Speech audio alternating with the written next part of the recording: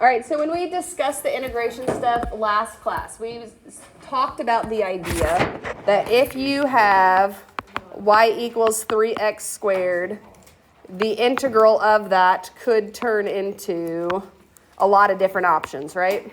We said it could be x cubed plus 3, x cubed minus 2. A lot of different x cubes would give me 3x squared, right? Right.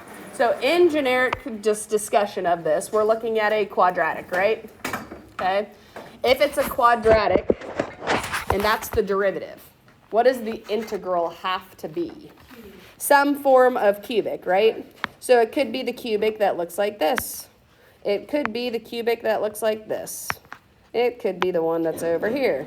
It could be a lot of different ones, yes? Okay, so we could have many different options for that. Now, we don't always want to have that idea of plus c at the end. So there are ways to find it, which is what we're going to talk about today. And what I did on my homework. And what you did on your homework already. Yep. All right. So, rather than having a generic plus c, we're going to talk about finding it. Okay?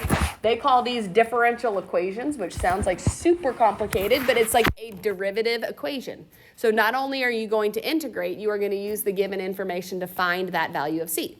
So starting off with what we already know.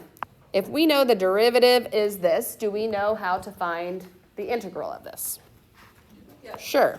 So we would say, let's integrate 4x cubed minus 2x plus 1 with respect to x. We'll set up our integral sign.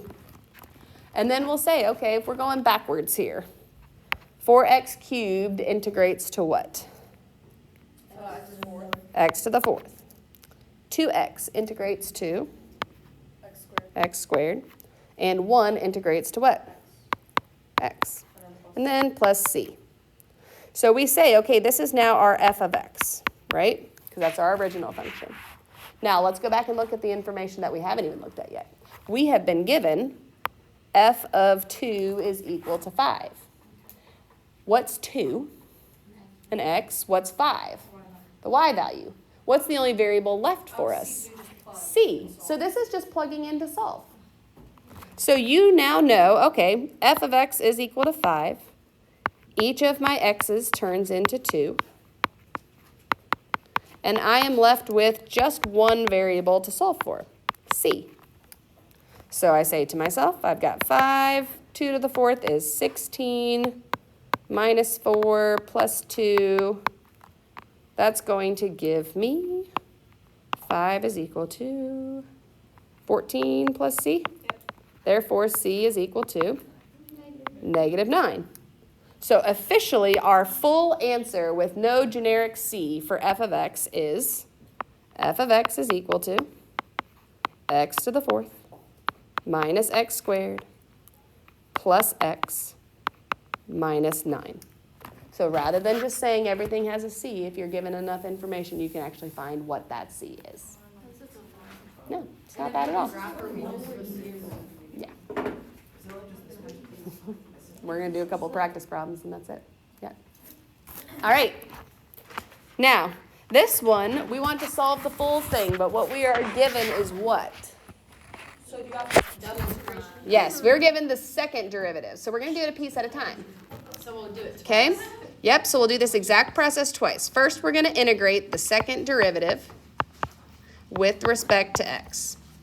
All right, so we know how to handle things with exponents. We can say this goes back to, now we know this is going to be our f prime of x, right? Because that was the second derivative. We're going to go back and find the first derivative. What do we do to that x to the negative 3 halves? Add 1, which makes it x to the negative 1 half. Right, so just negative 2 over x. Okay, so then we're going to put the negative 2 out front, right? Because you multiply by the reciprocal of that, plus c. Yes? Now we pause here. We don't integrate a second time until we know what that c is, right? So what information have I been given about f prime of x? F prime of 0 equals 1, so let's pause. We can get the actual c value for f prime of x, right? What am I plugging in for f prime of x? 0. Okay, so 0 for what? Oh, 0 for the x. 0 for the x. Okay, so I've got x is this. And I've got the f prime of x is equal to 1, right? So we know C has to equal 1. Right. Because everything to the, or 0 to any power is 0. Therefore, c is equal to 1. So before we integrate any further, we know our full f prime of x is negative 2x to the negative 1/2 plus 1. Now, do we feel like we could go backwards and find the original? Yes. Sure. Let's do a second integration. Do it again.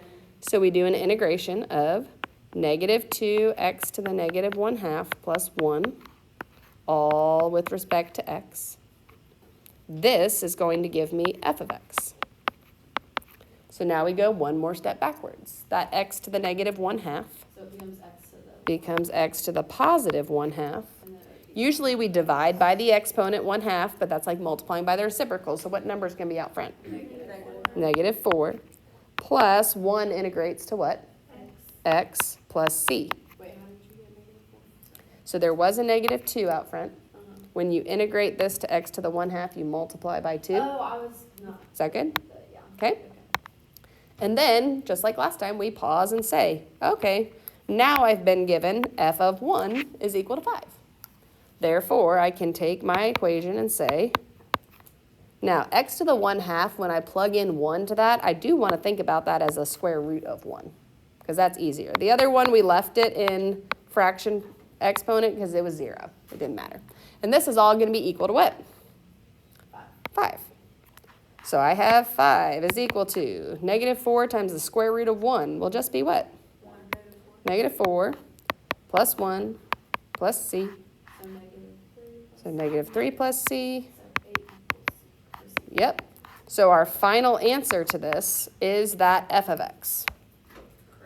F of x is equal to negative 4 square root of x plus 8. Yes? We feel good about that?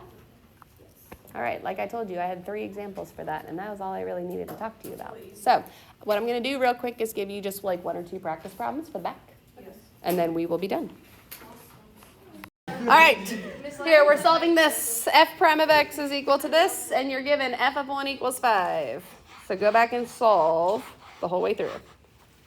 All right, so this one solves out this way, and then let's just do one more, because then I feel like you're pretty good. It's like a brookie.